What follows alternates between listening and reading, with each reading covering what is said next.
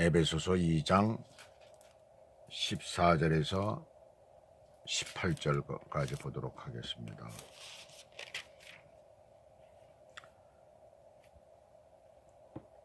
(14절) 2장 14절 그는 우리의 화평이신지라 둘로 하나를 만드사 중간에 막힌 담을 허시고 원수된 것 곧 의문에 속한 계명의 율법을 자기 육체로 폐하셨으니 이는 이 둘로 자기의 안에서 한 세 사람을 지어 화평하게 하시고 또 십자가로 이 둘을 한 몸으로 하나님과 화목하게 하려 하심이라.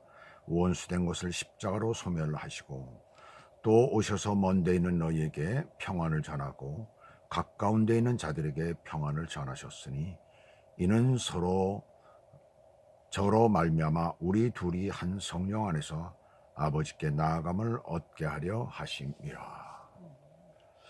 자, 이 오늘 본문 말씀은 화평, 화목 또는 평안이라는 이 말이 가장 많이 나옵니다. 그래서 오늘 이 말씀의 제목은 화평하는 사람들이라고 이렇게 얘기를 할 수 있죠. 이 신문에는 자세한 내용이 나와 있지 않지만은 어느 고등학교에서 있었던 일이에요. 전날 체육 시간에 운동장에서 두 학생이 사소한 일로 크게 말다툼을 벌였어요. 말다툼을 아주 크게 싸웠습니다. 그 학생들이 말리고 그래가지고 이제 그것으로 끝나버리고 말았어요. 근데 이제 어제 그 다음 날이에요. 어제 창피를 당했던 한 학생이 싸웠던 학생에게 다가가 화해를 하자면서 손을 내밀었어요. 그 어제 싸웠던 그 학생이 화해를 하자니까 아무 생각 없이 손을 내밀었습니다. 악수를 하는 순간에 그 창피를 당했던 그 학생이 다른 한 손에 칼을 쥐고 있었어요. 그 칼로 그 학생의 배를 찔러서 그 자리에서 숨 쉬는 그런 사건이 있었습니다. 아주 끔찍한 일이 벌어졌던 거죠. 자, 이 진정한 평화는 뭡니까? 자, 화해를 하자고 손을 내밀었는데 진정한 평화는 뭐예요? 한쪽 손에는 악수를 하자면서 다른 한 손에는 무기를 쥐고 있는 것. 그게 어떻게 평화라고 할 수가 있겠어요? 그렇잖아요. 진정한 평화는 그게 아니죠. 남한과 이 북한이 통일 모두 가운데 대한민국이 아주 떠들썩합니다. 근데 진정한 평화라는 통일 무드로 되는 것이 아니잖아요. 한쪽엔 악수를 하고 평화라고 얘기를 하면서 다른 한쪽에서는 정말 준비를 한다면은, 다른 준비를 하고 있다면은 그건 진정한 평화가 될 수가 없습니다. 성경에서 뭐라고 말씀을 합니까? 둘이 하나가 될 때, 막힌 담을 할 때, 둘이 세 사람이 될 때, 둘이 한 성령 안에 있을 때에 진정한 평화가 온다, 그렇게 말씀했습니다. 그래서 오늘 저와 여러분은 화평하는 사람이 되기 위해서 어떻게 해야 되는가? 우리는 조그만 일에도 정말 서로가 다투고 시기하고 질투하고 싸우고 굉장하지요. 그런 우리들 가운데서 정말 진정한 화평하는 사람이 되기 위해서는 어떻게 해야 되는가? 첫째로 화평하는 사람이 되기 위해서는 인격적인 평화가 이루어져야 합니다. 자, 우리나라 남북 대표들이 마주보고 앉아서 평안히 화해니 머리를 맞대고 협상을 해도 내 속에 평화가 없으면 의미가 없죠. 그것은 거짓이고 가짜예요. 인격의 결함이 있다든지 인격이 파괴된 사람은 자기 개인의 평화는 물론 다른 사람과의 그런 평화도 깨뜨리게 되는 것입니다.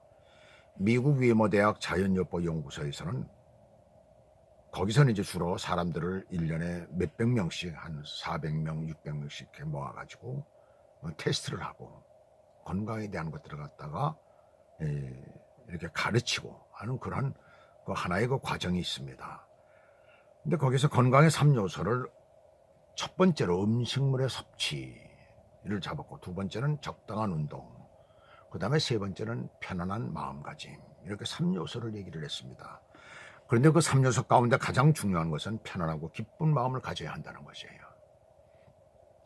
그렇게 기쁜 마음을 가지게 될 때 엔돌핀이라는 그런 호르몬이 생성이 되는데, 그 호르몬은 건강을 유지시키는 T임파구가 활성화되도록 그렇게 한다는 거예요. 그래서 T임파구가 활성화되게 되면은 건강해진다는 것입니다. 만약에 노한 마음을 사람이 지니게 되면은 화난 마음, 이 노한 마음, 그런 지니게 되면은 코티손과 아드레날린의 그 호르몬이 분비가 되는데 그 아주 위험한 그러한 호르몬이죠. 그 T임파고를 억제한다는 거예요. 그렇게 되면 절대로 건강할 수가 없다는 것입니다. 한마디로 편안하게 웃으면서 살자는 것이죠. 웃을 일이 있어야지 웃으면서 살지라고 사람들은 그렇게 얘기를 합니다. 근데 웃으면서 살라는 거예요. 사도 바울은 오늘 본문에서 뭐라고 얘기를 하냐면 성령을 강조하고 있습니다. 우리의 내면적 갈등이나 또한 고뇌나 번민이나 분노나 우울증 등 그런 것들은 돈으로 고치지 못합니다. 그렇지만은 성령 안에서는 가능하다는 것이에요.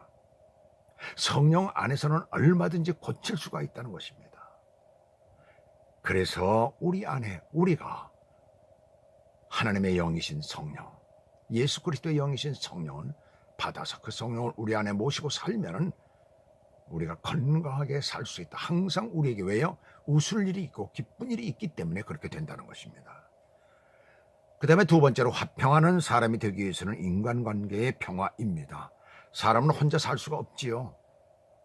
독신주의자라 하더라도 단지 누구와 결혼하지 않았을 뿐 남과 어울려서 살 수밖에 없는 거예요. 하나님께서는 인간을 창조하실 때에 관계 내의 존재로 창조하셨기 때문이에요. 그럼에도 불구하고 사람은 그다지 길지 않은 인생을 살아가면서 얼마나 많은 다툼을 가지고 있고 싸움을 하고 있고 얼마나 많은 질투를 하고 있고 시기를 하고 있는지 몰라요. 사람은 우리가 육신의 건강을 위해서 운동을 하더라도 비경쟁적인 운동을 하라는 것입니다. 왜요? 경쟁적인 운동. 누가 더 잘하는가 뭐 이래가지고 운동을 하게 되면은 반드시 그 속에 뭐가 돼요? 원수가 생긴다는 얘기예요.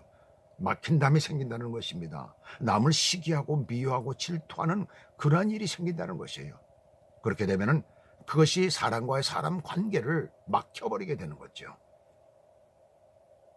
바울은 그래서 본문에서 막힌 담, 그 원수된 것이라도 그런 표현을 썼어요. 그런 표현을 썼죠. 막힌 담, 원수된 것. 물론 하나님과의 관계를